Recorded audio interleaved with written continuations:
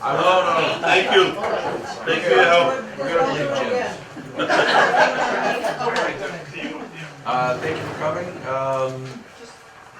Start off with the treasurer's report. Oh, we don't have any money yet. I'm gonna have to send, we haven't collected dues in actually over about 2 years, so we need to do that. Right?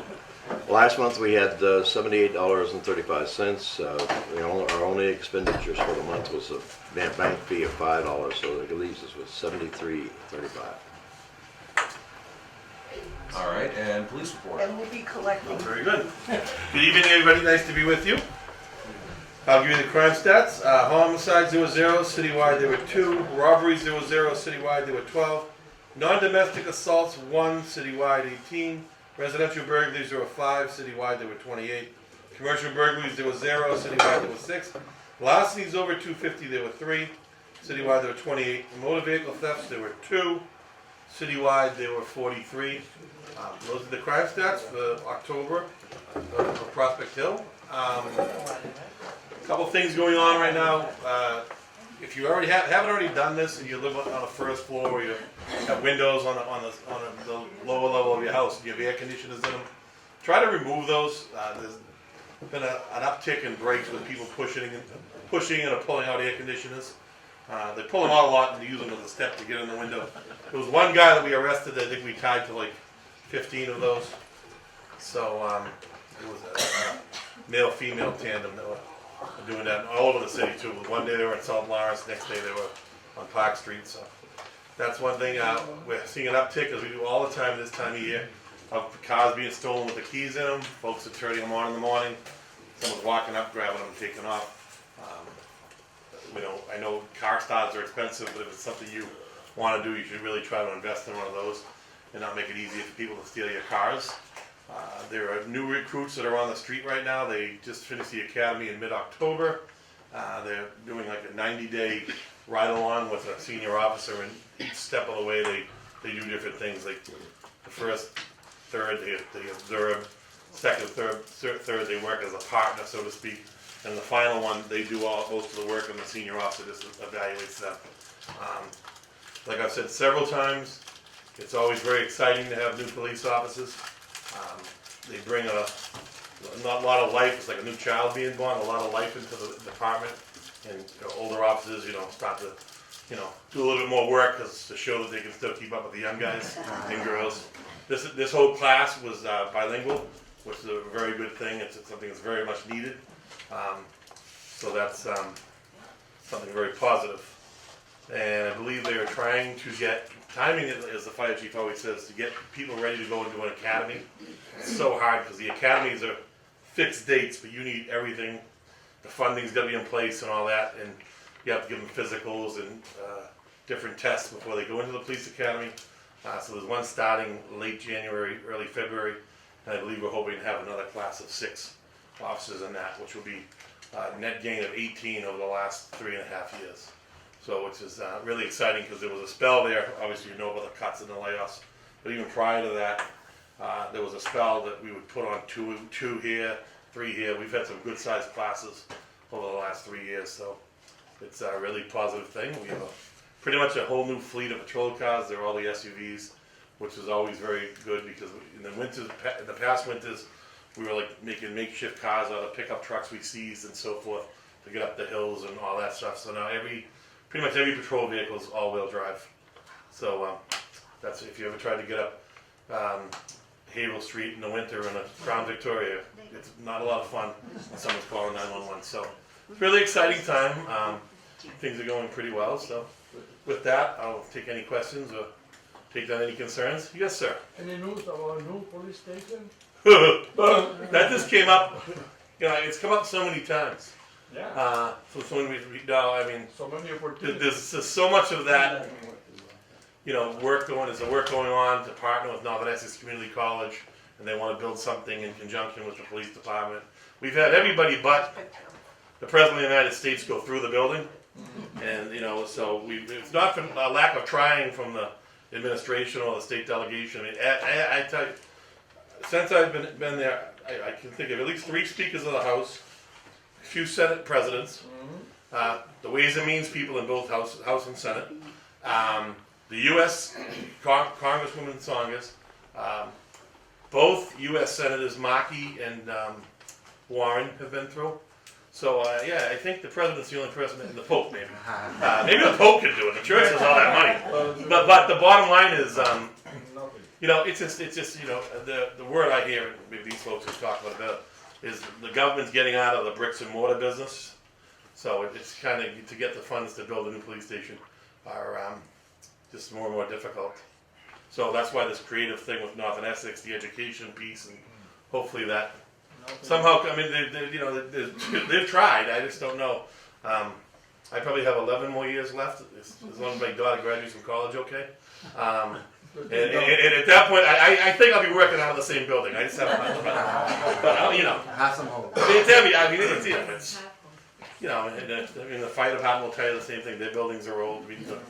Nice and fire, new roof on the fire department. Right, and they get some. I don't want to steal if someone's coming. I think they have they're getting 3 new trucks over the next year or so. So, you know, it's tough. You know, we're trying to do more with less. That's the aim of the game. But that's that. New recruits, males and females. Males and females. I don't want to screw this up. You know, I always said I would never be that person. You know, you remember your first day, and you remember who says hi to you and who doesn't. That I'd always be the guy. But there's been so many in the last couple of years that I'm trying to remember which class is the new class. But there's at least 2 females in this. Yeah, 2 females in this last class. I think one before that, and one before that. But there's 2. And I have my theory about female police officers. I don't want to be a tape, but I think they make great police officers. Because thank God, the majority of the work we do is listening to people, writing things down, paying attention to people, and making people's situations better than you find them. I mean, the only reason we exist, and I say this all the time, is we're there to serve the public. That's our only function, period. You know, we're not there for any other reason, is to find a situation and try to make it better. No one calls 911 to say, hey, come on over, I want to say hello to you. It just doesn't happen, you know. So when someone calls 911, we have to go. There's obviously a serious problem in someone's life, and your job is to leave that better than you found it. There's really no other reason to be a police officer. I figure you're busy all the time. We haven't got time. Calls are way up. Calls to service are way up, that's for sure. They just had a staff meeting this morning. Anything else? Thank you. Wow, good crowd today. I feel like I'm Brian Moriarty. He always gets easy ones. And Sue has some, Okay. I have, I just moved in up the street, Howard Street. Welcome. And, thank you. And, since I moved in, I've seen suspicious vehicles in front of my house, Okay. my home. Any And, times at certain times of day? well, the first 3 times I can't remember exactly, but the last time I remember exactly, I got, license plate numbers, I got, a description of the people. Unfortunately, I think they saw me also. I Right. called, see, here's the thing. The first time I saw suspicious activity, I called 911. By the time I got to the Lawrence Police Department, they were gone. Would you call them a cell phone? Yes, I did, so, because I don't have a face phone, you know, at home. I don't know why I do either. I never answer it, but that's kind of plain. So this Saturday, I was leaving the house and, right at the edge of my driveway, right across the street facing me, I saw the same, vehicle. And, I stayed there for a while because I wasn't sure. And, 2 people in the car, I have the descriptions, another car pulled up on my side of the street. I have that vehicle description too, the person inside. I have the 3 first numbers of that license plate. Okay. And, when that person in that car saw me, he drove away. So then I stayed in my car and I get out of my car and see if there's any mail so I could. Okay. I appreciate it. It's an asset in getting all that information, but I don't recommend putting yourself in harm's way like that because you don't know who you're dealing with. So any information you can get about plates and times of day, it's very easy. You can email them to that email address. You won't be involved in any way. One more thing, Okay. actually, you just reminded me. I did call and I spoke to a dispatcher, I'm assuming. Okay. She transferred me to Lieutenant, Chicarelli? yes, and I left him a long message telling him that I need to talk to him because this is my front yard. I have grandchildren that come to my house. I'm sure everybody understands that, Yep. right? And I also still have compassion for people who are struggling with drugs. And I just want them to know that they can't do that in front of my house. His house. So, you know, here's the deal, the thing is, and these folks that have been here a while have heard this all the time, and it's different pockets of the city, this being one, the backside of Tower Hill, Mount Vernon over where I live, Colonial Heights, we're so close to the highways, and it's quiet, you know, so people just come in, they do these, we used to call them beep and greeps when nobody carried beepers, but now they call them cell phones, and they meet, and it happens real quick, and they go on. The days of like someone walking up and down the street selling drugs on the corner are kind of diminishing, but this is a real problem, and it adds certain blight to the neighborhood. The good news, I feel to say this, is the drug hotline, which believe it or not, up until about a month ago, less than a month ago, was up to, and I didn't know this, I was given a drug hotline. It went to a voice recorder, like one of the ones, I think that had a tape on it, like from like the 80s. So that now rings to a cell phone that's carried by somebody, so whether they answer it or not, they get the immediate message, so something in real, but if it's something that's constantly happening, we arrange like a stake officer. The most important part is what you sound like you did. Get as much information as you can, because oftentimes people will say, oh, it's 24/7, and then we send someone up here for a couple of days and they don't see anything, and it's like, all right, we move on to the next location. But I mean, this area is hit all the time. They make a lot of arrests up here. So even sometimes, if you call the police, someone may respond in a very nondescript car. They technically use cars that were seized by drug dealers.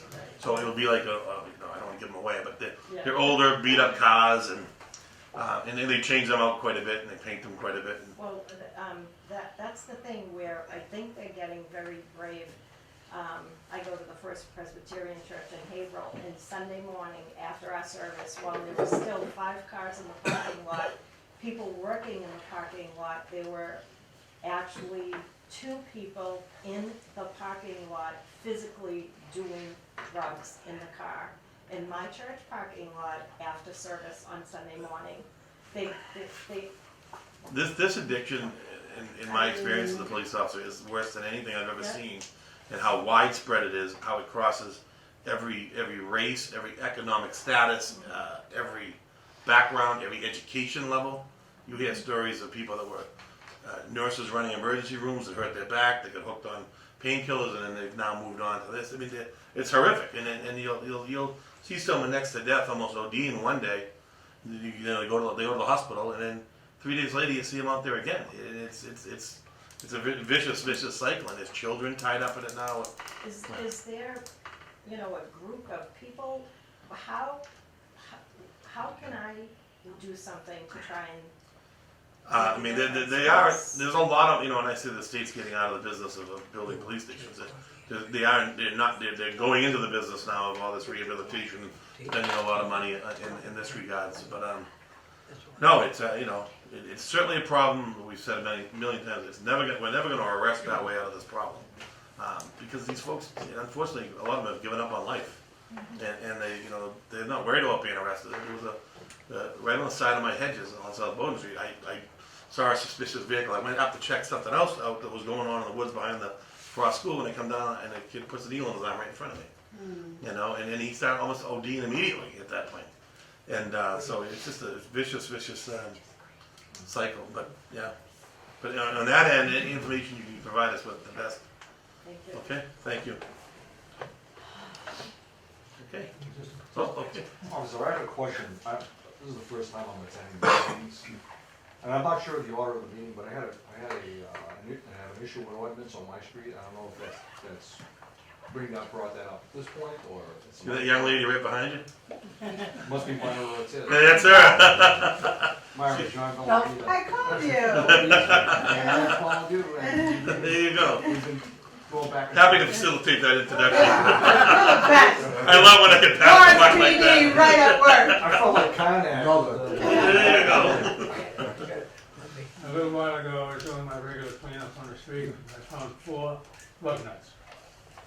Well, well, Scarlett was picking up their rim stolen shot thereafter. That's another thing they do when they steal these rims. We get them on video. They look like an Indy 500 pit crew. They're gone in no time. Okay, thank you, everybody. Well, I don't know if it's been covered. I'm glad to see you. It's been a while since we've seen I each know. other. Congratulations, by the way. Thank you. Community, like, you know, we come together at these meetings, or we have forums with the mayor or our city councilor. Not gonna speak in a third person at this moment, but just wait a minute. I called my city councilor and I she was said like, to me, wait a minute. That's you if you haven't figured it out I yet. guess so. And it's great because, you know, the mayor's doing the best that he can, his administration's doing the best that he can, meet with people, and you come out, or, I forget, don't tell me, Scanlon, comes out, and, but as a community, and as neighbors, what can we do safely in this situation? I'm a bit brazen. I'm very brazen. Right. And take a picture, video, whatever it is. Yeah, but I'll try not to fall down. it's a community issue, and you know, it's heartbreaking, what's happening. But at the same time, how do you maintain our neighborhoods and our way of living by being, at the same time, being compassionate? That's a fine line. I mean, you know, you still have to, it's a quality of life. And I know this is probably not the right thing to say, and I know I'm on video, but I mean, these are people that come from far away, that come into Lawrence and purchase drugs, and you know, it's you know, they're bringing their issues into our neighborhoods. You know, Right. we're not recruiting them to come to our neighborhoods. You know, Right. so that's very frustrating for me. But the best, I mean, just talk to each other, be kind to each other too. You know, get to know each other, share what you see with each other. You know, the chances are that there's probably 4 more people in the street that have the same frustration you have, but they're not here, or they just don't bother, or you know. But you know, the squeaky wheel always gets oiled. So you know, the more information you can provide, certainly to the police or to the administration or your city councilor. See, I can call you that. See, Yeah, I Not a know, third it's just person. for a minute there, like, when you talk to your city council, like, oh yeah. Yeah. I forget, earlier, side note, Wendy was calling me, and she was like, you don't answer the counselor, do you? I'm like, no, I don't. Maybe, I don't know, I'll get used to it. And those are ways of study, but there was a story about Barack Obama and George Bush walking off the stage at the Capitol, and someone kept saying, Mr. President, and George Bush stepped back. And Barack Obama was like looking at him like, why are you stopping? Well, Barack Obama was now the president, you know? So, takes a while to get used to it. Yes. It took me years to get used to being called daddy, so. I think that's good advice. I think that if we go the route of a community like this, or even on your street, getting to know your neighbors, saying, hey, you know, did you see that pickup truck with the Florida plate that always parks on the corner of Hoffman every other week, only between the hours of this hour and that hour? Hey, yeah, I see that truck. Oh, I always see it on Wednesdays. Or I always see it. You're not gonna feel alone in this process. And I think that with the squeaky wheel effect, and especially if I'm receiving emails, and along with all of us, we can create that sting to say, hey, look, we've had neighbors from Young, right? From Young Avenue say, they always see this blue pickup. After talking to your neighbor, I see the blue pickup, you saw the blue pickup, we all see a blue pickup. You know what, actually, it's a Tahoe, it's not a this. You start collaborating in that way, and then the more information that I have, that law enforcement has, it becomes credible, and we'll be able to act on it. We call them bolos in police work. Yeah. The neighbors are always on the lookout for that blue Tahoe, and all of a sudden you're like, oh, I haven't seen that yet, but this is the one they must be all talking about. So, You guys are doing that, I'm sorry that I'm interrupting. You guys are doing that at your school. Yes, yes. They have a good example, maybe you can share That'd be with the great if rest. you could. So, They About young have a people. very so one of the things, I mean, a couple of weeks ago, Mayor Rivera, as of this coming Thursday, I'm tomorrow sorry, night- not to stop, can you introduce yourself to Yes. Oh everybody? yeah, by the way, I picked up the gas grill the other day, no fingerprints on That it. was you. In my personal pickup truck, You forgot the TVs. I was just sent for the gas grill to get a fingerprint. My name is John Belladita. I'm here tonight with my wife Paula, and I see us, I'm sort of representing the, all our neighbors on Young Avenue. Tomorrow night will be 2 weeks that Mayor Rivera graciously came to our home, and we shared a whole itinerary or laundry list of more or less complaints or items that we'd like to see corrected. One of the things he mentioned about the narcotics business, it is a business. And one of the most important things he shared with us was the fact that if we can get buildings or apartments condemned, they're out of business. And once they're out of business, they're gonna move somewhere else, unfortunately. But that's the I hate to use this term, that's the repair or fix side of that business. The officer here knows from the other side of the coin, actually he knows both of them. But I would say that that's a key issue, actually putting them out of business. I could be wrong, but that's what he should, the mayor. That's shared something with us. we Yeah. just, it's something the city has just kind of taken on is, Right. when you have, say we do a search warrant at an apartment and, there's drugs and guns and everything else there, and then you can not only get rid of the tenants, but you can hold the landlord accountable, because some of these landlords, they're out-of-town landlords, that's been a problem here since I was in diapers, but it's, out-of-town landlords that, a lot of them know what's going on, but honestly, in my opinion, again, I'm on camera, I don't care, they don't care what's going on because they don't live around here, and they're getting paid cash for the apartment most of the time. So, the city there's a task force, I don't want these guys to talk about this better than I can, they meet and they talk with inspectional services, both fire chief, police chief, and they actually go in the housing court, which we all just learned, that housing court has the authority to issue criminal warrants for someone that's not keeping up with their property and keeping up with the, and allowing that stuff to go on, because they're not blind, they know what's going on, they just choose to play dumb as they drive away with their rent money in their pocket, so.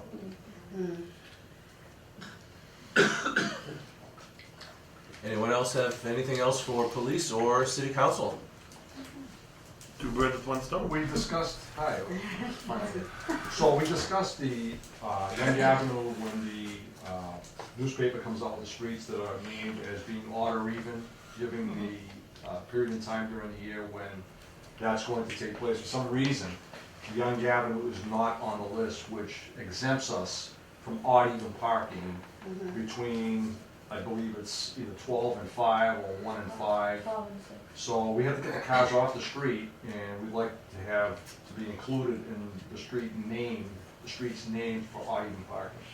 So I believe that's an ordinance, could be an ordinance thing, It how do we is get an in front of, ordinance thing. do we have to This- appear in front of the ordinance subcommittee or committee? I think you sent me an email on I that. did. You sent me an email on that, and I want to have a discussion based on Sure. that first. Sure. Walk down the street with you, talk to a few other neighbors, Right. because at the moment, you're able to park on both sides of the street, right? Currently, we're able to park on both sides of the And that's street, it. which And has its that's- own difficulties Right. during the winter. Not to cut you off, but No, it's okay. for several reasons. One, there are, I counted them this morning, there were 8 commercial vehicles parked in the street. They're always parked in the street, and from my understanding, on ordinance, the commercial vehicles are not allowed to park in the street after a certain time. Maybe it's all. There's a certain size, Certain so just size. because, in other words, if a man's a plumber and he has like a plumbing van, a regular sized van with a commercial plate, that doesn't mean you can't park there. It's like, like a big, Pickup truck. well, even bigger, So a U-Haul type of So thing. we have, at the moment, we have at least 3 6-wheel vehicles. No, I'm sure, not They're knowing the weight, hauling not bread, knowing the weight of them, but it's a weight issue too, so. Yeah, so there's that going on, and unfortunately during the winter, when there's a snowstorm, when they plow the street and there are cars that remain in the street that aren't plowed, the next morning when they move out, snow jets out into the street. Right. and it makes it very, very difficult for emergency vehicles to get down the street. There were 2 instances over the last 10 years where there were fires in the apartments adjacent on East Able Street that are not residents of Young Avenue. Right. Fire department couldn't get down the street, they had to go into the parking lot. So it presents, from that side of it, it presents people parking on both sides, which leads us to the parking that overflows from the school, which is another issue. So there's that side of it, and It would there's be the nice to have audience. extra parking for LPS to actually park at, because I think they have a parking issue there. Yes, And so something across the Yes. street where LPS is a part of it, they could have some parking. so is that adjacent to Tom Rose, or is that, Could be, it's not? Yes. no. It is or it isn't? The mayor is looking into that, Right, and I will forward all the concerns to Councilor Ortiz. okay, okay. We are working Right. in Yeah, some of the because LPS needs concerns already. parking. Yeah. That's, and they just don't have sufficient parking for the amount of staff that they have up here. I Right. think the only concern, and we can play this out in public, the only concern that I would have, without just talking a little bit more with people myself, Right. is that parking is something that is coveted, and would we be losing, would be adversely affecting people that need to be parking on both sides, or do we have a situation where these commercial vehicles shouldn't be here? Well, there's 2 things. One, with commercial vehicles parking in the street on times that are illegal, Right, it reduces the amount of parking period. residents that can park in the That's street, right. A. B, it certainly negates the ability for the city's plows and trucks, when they come by to plow the city during snowstorms, it renders the street impassable. There's been greater wear and tear, not only on Young Avenue, but also on Leroy. Leroy Arrow, you can't even walk on without busting your ankle. You mean Young Ave? They're Yeah, let's put it on- this way, there is so many holes on Young Ave, there's grass growing out of them. There's no sidewalk, there's no any of that there. When I went Yeah, door knocking, there's I grass twisted my growing. ankle. Yeah, I know. it's crazy. But from the standpoint of odd even parking, it presents great difficulty for residents of the street. Right. And I mean, the city graciously provides parking for us to get cars off the street. At Park. park them. Right, right. So that's basically the only concern that I have, and so that's why I would like to talk with you and then Great. talk with others and I'll knock every door, introduce myself, Right. and we just see what the sentiment. Well, you know, Mara, Sentiment as is I there. mentioned earlier, Mayor Rivera was gracious enough to come to our home. Yeah. And the consensus was that he It's can not- only tackle so many things at once, Right. right? And we want to help him do that Mhm. and solidify the community on Prospect Hill Mhm. that this forum provides, and yet be effective. That's right. And one of the things is the odd even parking on Young Ave during that time of the year when it's appropriate. There's understanding for the teachers, but, you know, and also, yeah, I think a key issue for the teachers is that when it gets dark out, a lot of these teachers are working, they're going above and beyond the call of duty. Right. And they're walking back to their cars on the side streets when it's pitch black out. With light closed, so you can't see them. Yeah, and no flashlight, and it presents a danger to them. But that is, that's an adjunct to the topic of odd even parking. Some people, when they have pictures, park right into the crosswalks. So that when you're coming out of Young Ave onto You East can't see Havel, it, I know. you have to jet out Yep. at an uncomfortable distance when there's, you know, you can't see what's going on. But odd even parking is the reason why I contacted you. And if we can discuss that, Yeah, that'd be great. that'd be awesome. Thank you. Thank so you. much. We have, space in our driveway for 2 cars, and we have 4. Mhm. So we're allowed to park in the park in school. But me and my brother park there. And I'm afraid to walk really when it gets dark and it's freezing out. To walk, to park the car by a certain time, then we have to have it out by like before 7 in the morning. It's kind of scary and it's a really an inconvenience. But if we could get that off, even odd parking, that'd be great. I've had another concern with on Howard Street. The fire department goes out, I bet they go out 10 times a day. And many times cars are parked on both sides of the street. They are. Yeah. And And yeah, they are. So sometimes it's a truck comes, you know. So- I know that the. So, Mhm. and I don't know how the fire department manages to get through there sometimes. So I talked with the fire department in the beginning of my tenure. I actually went around and introduced myself, or reintroduced myself. I don't know what I was doing. I don't know, maybe it was the primaries. I don't know, whatever. I was in the neighborhood and I just popped in to introduce myself and to see, would having a stop sign on Howard Street help you guys or hinder you guys? What are some of the concerns that you have in this area? They said that the principal had been really great to paint all yellow on the other side there so that parents don't jam up in front of there. They were not, because that was something that I wanted to move on a month or two ago. And the consensus at that conversation, they said they would revisit it and talk to some of the other guys at the firehouse, is that they didn't want a stop sign there only because somebody, when they're trying to get out, if somebody stopped there, or they didn't think that conversation was gonna alleviate that, but they understand that it's also a raceway through Howard Street. It's a raceway. They stop on East Platte or Platte, which the cross, whatever this cross is right here. That's a stop sign. And I said, would it help to at least have a third stop sign on either this side or this side, so that way that's some help with the zooming, because then there's no other stop until, what is it, an A Street, or Manning, sister. At the other end over there, there's a stop, but either way, there you go, and thank you, Alston Street. That's the next time when you have to stop anywhere. So I did address that. I think I'll revisit it with them and say, hey, look, do you want to do something here? What can help you? Because I know that they've been working with the principal of the school by putting out cones, by putting the yellow in there, and yeah, it's been a challenge. They've said it's been worse before, it has gotten better, but it's not the best that it could be. So we also have at the corner of the intersection of Young Ave and William Street. William Street, because of its momentum from the hill Yep. up on Bruce Street, Yep. people run the stop sign. I walk my dog every morning, and I would say this morning I saw 12 people run the stop sign from William Street going toward East Haverhill in Marston. School buses, taxis, everybody. And the scary thing is there's a lot of young kids, Myra, that walk from their house to get the bus for the bulk at the corner store on East Haverhill Street. Yep. And I just shake my head, because not only do they don't even slow down, they just go right through it. And there's buses and there's kids walking the street, and this morning I counted 12 cars within a 10-minute period. Because there's a lot of traffic, there's a lot going on there. There's a lot going on back there There's a lot. that people may not see. Yeah.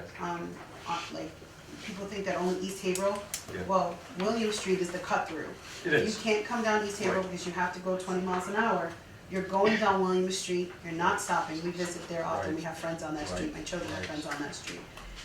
And so you cut through there, and you Yeah. come around, and when, it doesn't go straight like this, it goes a little bit like this, and you can't see kids there. Absolutely. But you would be able to see them if you actually stop. So it might be a good place for a temporary, if the police department temporarily might sit there No, I put it on a on my list. school, like on a school morning, or Yeah. even because people are zooming through there and catch some few, give some tickets, Yeah. and that brings in awareness, hey, you're supposed to stop. Two, the word is gonna go out, even if they're consistent, if they're consistently in the beginning, and then sporadically every once in a while, it's that inherent fear, like, are they gonna be around the corner to be there? Just for a little while, I completely agree, it's You can certainly do that. It's a cut. How about the speed bump? I got stars there. The speed bump? Yeah, I saw it the other day, we're out by South Lawrence East. Said, I know there's one deployed at South Orange. I don't know how many we have. I know they want to buy more. It's funny, because I remember and I don't want to speak out of turn, and I'm certainly not the DPW director. I don't know when the winter months come whether they have to remove them or not for the plowing issues. Right, Which very well may be because you wouldn't want a plow driver driving down the street with snow on the ground hitting that thing. Yeah, well, they're But portable. I tell you, I've been the first to tell you, when we were purchasing them, I was kind of like, it's an odd concept, but I'll tell you, over by the South Orange School, people come to a complete stop over yeah, there now in and front go of that over thing. it. You know? This, But Ferry Street is asked temporary- for it a lot. Yeah, they actually, they drive it into the ground and, Very strict, that's good. Yeah. you know, when Ferry something, when you look at something in the catalog, you're like, or online, you're like, dude, I don't know about that, but Come on, in front of my house. it's worked pretty well. Yeah, so We Ferry, have the speed boards too, we have 2 speed boards. yeah. I deploy them, and I try to keep one south and one north, but we can move them wherever. Actually, Yeah, if you know the good area up here, we're scheduled to move them soon. okay. We like to move them every 3 weeks or so. Yeah, I know Ferry Street has been asking for a speed bump. So I'm not going with the speed bump, but a speed board. I had it on Ferry Street not too long ago. Yeah. Ferry by Man, I think it was. Yeah, so And Ferry's that's asking. another purchase. I was a little skeptical of those. A lot of times I'll like hide and watch them, you know, and people Yeah. actually Slow down. slow down at them. I slow down. I think some speed up just to see how fast they can go, but by and large, people slow down. These are good. These new ones are good. I mean, years ago I used to deploy them too, and you can actually collect the data on them. And so when some, and I kind of like that because someone will say they Have you speed seen- here 24 hours a day, and you can tell the average speed through certain hours and stuff. Right. So, but that's useful data. Yeah. So. Okay. Thank All you. right. I guess I already said that a few times. Thank you all. Let's get to the guest speaker from Rumbo. So why are you sitting in the hot seat over there? I don't know. I don't know what I'm doing here. Ray says go there and talk about the paper, how you gather the news. I said, I don't gather the news. I deliver the paper. The one that gathers the news is my wife. Yeah, You take a few pictures. yeah. And that is part of the history of the story, and yeah. The only thing I can say is the phone doesn't never stop ringing. People call, they say you're here, complain here. She's there all day long. Sometimes after going to bed, the phone rings. If you know the complaint, I get the police, get a taxi cab because something happened, they just saw something, they want, the paper knows about it, and well, just a small newspaper. What much can we do? Just pass it along the information, try to bring the attention, but it's not easy. When you say put a cop in a stop sign, you need a cop in every stop sign in the city. At the corner of our house is 4 stop signs. Yeah. Maybe 1 cop will do it. That's a bad one. He can look at the 4 stops. I think that the idea is if there is a stop sign, why should I stop? If the other guy is supposed to stop, so I can keep on going. And that's the way it goes. Handicap parking. You are very much involved with that, right? How much is the fine? You asked for $300? It was recently approved. It was approved, $300? Yes, we voted yes. Yeah. When are they gonna start putting the sign? We got some issues to take care of first, but Because that will be done soon. the thing that bothers me, I mean, if somebody my age, suppose I don't do it, I park in a handicap spot, say, well, it's an old man. But it's the youngest people doing that. And if you call their attention, you're in trouble. So as you say, I'm not a police, I don't have to tell anybody, just leave it with their conscience. But I see people parking there, going to the store, taking their time, and nothing happens. So you need another cop in every handicap parking lot. So how can we do? Forget about educated people. How can you educate the people that are used to live that way? When they're born, the parents, you tell me. But sometimes I'm driving, I see people driving and doing things that, what can you do? Exit street. Try to cross the street. In a crosswalk, you In think? a crossroad, it's dangerous in Okay. Essex. And the people, they see you standing, waiting, and they keep on going. They're not City Hall, one in front of City Hall is brutal too.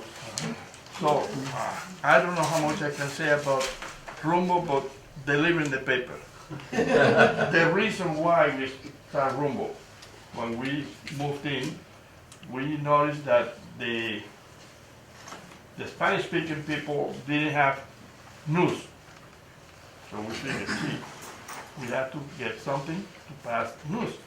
CCM has news in the, at noon, they don't have that anymore. So now it's reversed. The non-Spanish speaking people are the ones that have no news except for one newspaper, period. The station they used to call and complain and speak to the person in there, it's not there anymore. So now we have Rumbo, and we didn't want to leave the non-Spanish speaking people out, so we did it bilingual. It's more work. Of course, it's only the two of us. But we want the people that doesn't speak Spanish to be able to read and learn what we are doing, not us, the community. You know, if it's an event, if it's a party, we try to put as much as we can in both languages and cover as much events as we can. And that's it. We enjoy covering the veterans breakfast like you do every year, and I hope we did a good job. I don't know. It's coming.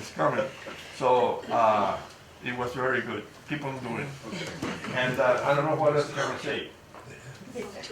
Paper is free, and you can have it in every corner. I try to. And it really is just the two of you to do everything. Only.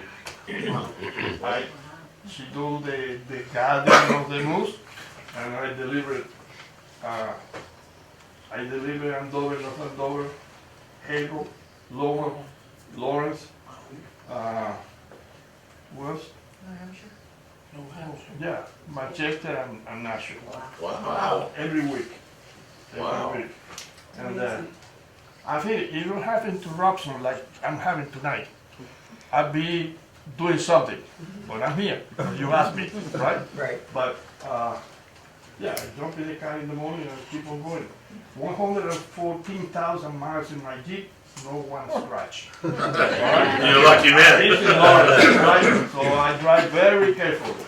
That's all I because can say. you stop at stop signs. You bet. You bet. All right, if you want to hear. Any questions? Oh, I know, I thought you were. If you have any questions? Thank you.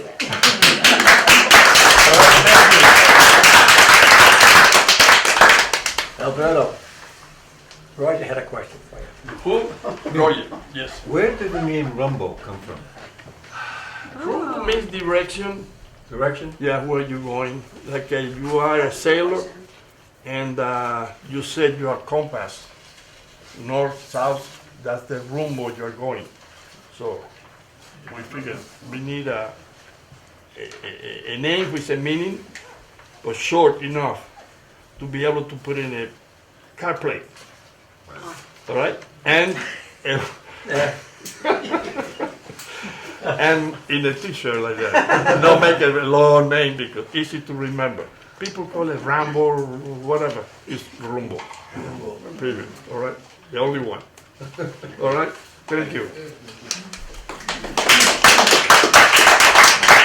I wasn't planning on speaking, but I have to tell everybody, in 20 years, this is the very first time he does any public speaking.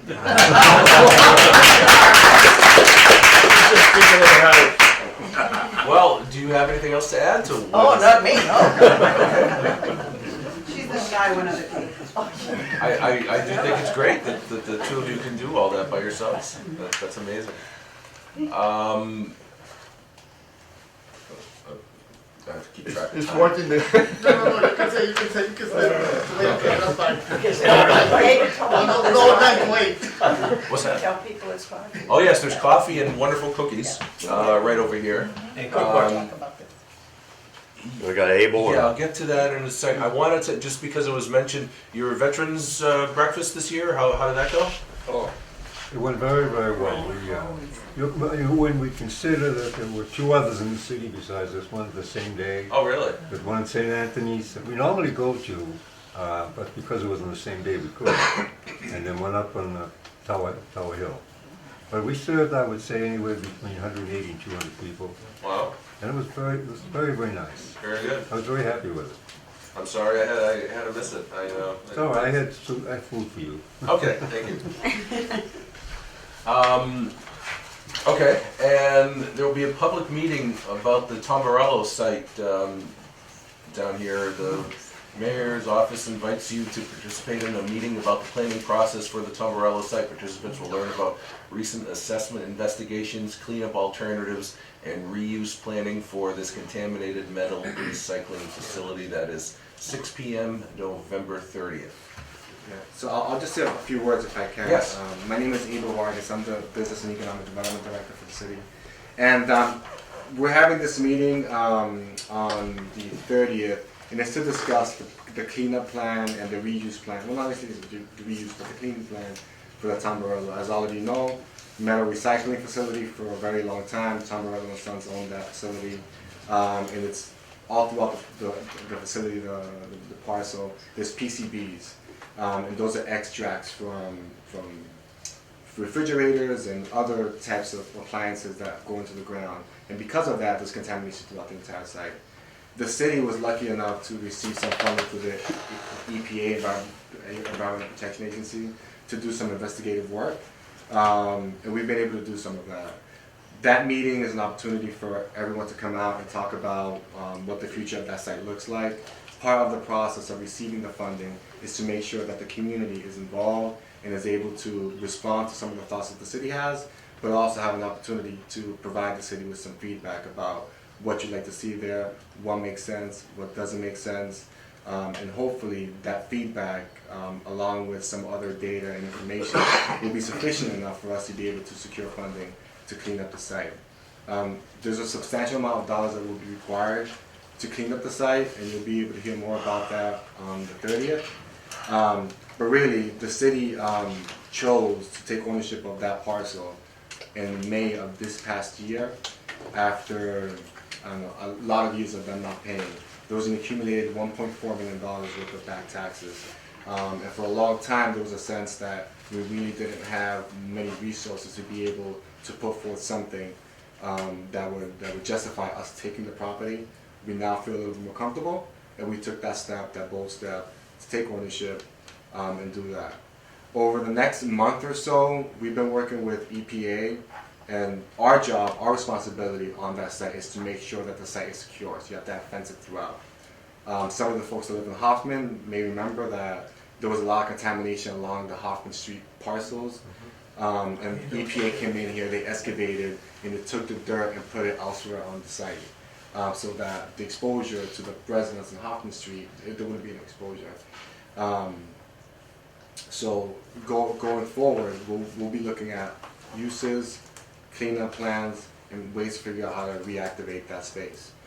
It's a 14-acre site, and presumably a lot could go on that site, assuming the site is clean and marketable, and that's what we're hoping to do.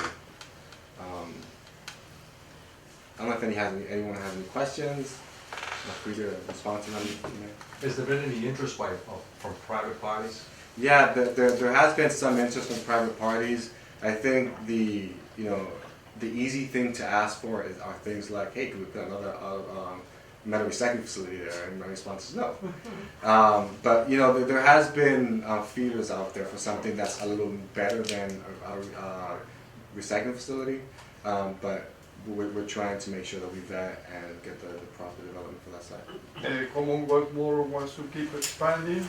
Excuse me? Commonwealth Motor wants to keep expanding. Maybe. I mean, we've had some conversation with Charlie, and he's expressed some interest.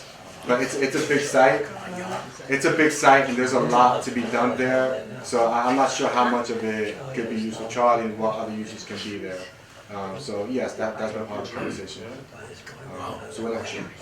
Yeah, just looking at the map, that's a huge section, and that's the Commonwealth Chevy dealership there, so they can fit an awful lot of Chevys. So the price will go down. yeah. So the other thing I'll mention is No, we have more. somebody has some flyers. Yeah, we're passing it around right now. The other thing that I'll note is that you'll see some activity over the next week or so, actually next month. Our responsibility as through DEP, Department of Environmental Protection, is to secure the fence so people aren't coming into it. So there's a fence here, there's a fence there, there's a fence all throughout. There isn't currently a fence here. after Charlie purchased this property, it was secure here, but it wasn't secure all the way throughout. So one of the things that's gonna happen within the next month or so is that DEP and their contractors will be out there installing a fence to make sure that the site is 100% secure. So if you see something happening, trucks pulling in and out, it's because they're installing a fence 6 feet high to make sure young people or anyone else breaks in or gets exposed to the contamination on the site.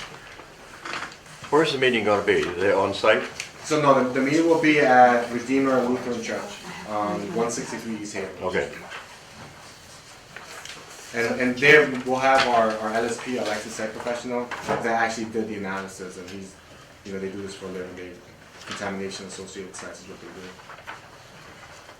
So for myself and city councilor, it's part of what, I'm really excited that this conversation is even happening, and it's actually being talked about. I know some of you here in this room have lived here a lot longer than I've lived here, but when I ran, and part of me running is that I highlighted the Tumbarello site in our district and how it has potential, and that Prospect Hill was not being a part of the renaissance that was happening in Lawrence, the economic renaissance, the development that's happening here, when we have the ability to do something great with this area. Is it going to be easy? No. Even broaching the subject was met with a lot of resistance. And for the city and the administration under Mayor Rivera to come this far to have a community conversation is saying a lot. Is saying a lot to their commitment to really bringing Lawrence together completely forward and making it better. And so there's nothing concrete at the moment as far as with developers, as far as any of those kind of things, but having the conversation and not basically trying to, there's an expression in Spanish is that you can't cover the sun with just your finger.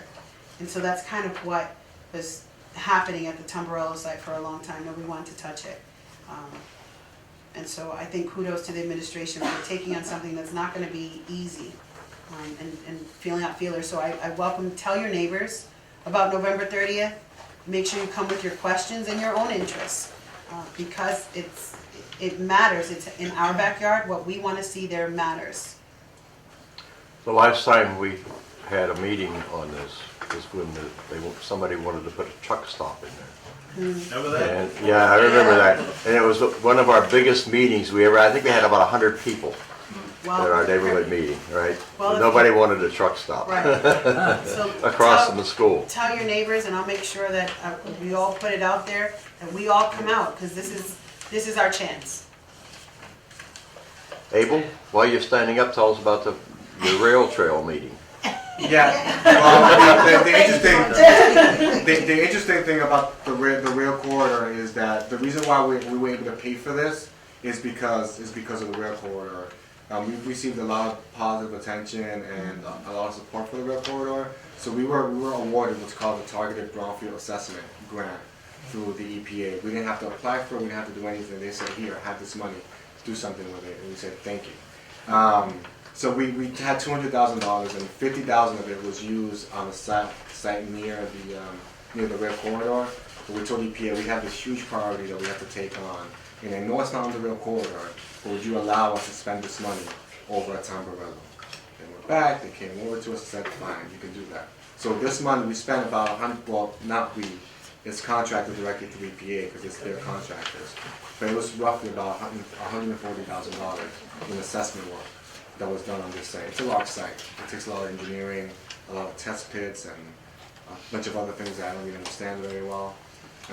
But yeah, the rail corridor is we're benefiting a lot citywide because of the rail corridor. You have a meeting scheduled, right? So we have a meeting scheduled on the 7th of December. It's going to be at the Alhafni, Northern West Community College building.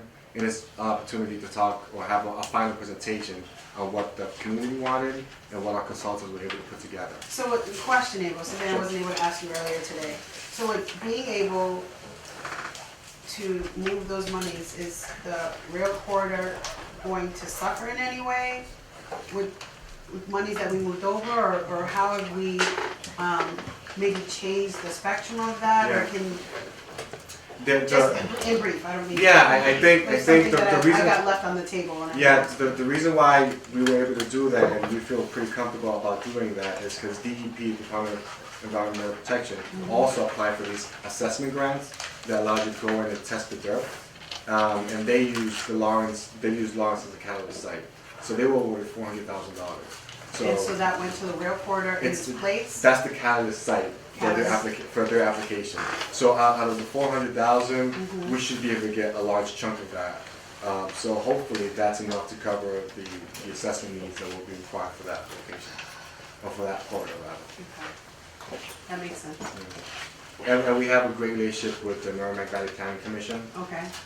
And they represent 20 communities or so, Raleigh, Haverhill, Lawrence, Methuen, Salisbury.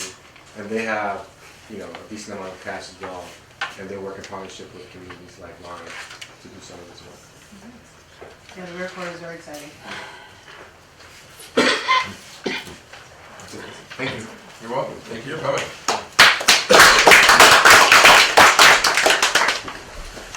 Anyone else before we start to wrap up?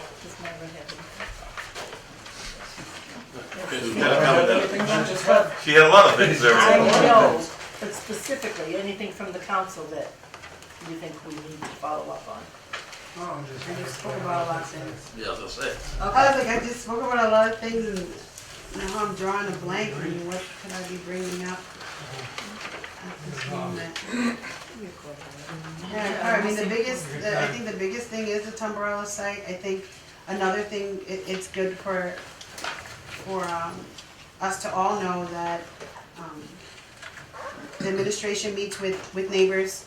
I'm available to meet with neighbors, and all you have to do is organize it and say, hey, look, I have a few neighbors that want to get together on this day at this time, or give me 2 different times, and I'll come on out and listen and see what we can work through together. If it's an ordinance related thing, if it's just meet the neighbors and try to kind of create a sense of community on your street, whatever it is, I'm available. All right, thank you. The Toomey family have anything, even though you're not really officially official? As official as it gets. No, we're recuperating from that breakfast. All right, very good. Anyone else have anything? And did Ann mention the cookbooks we have? Cookbooks. We Old have some Frost- cookbooks left, we have a lot more.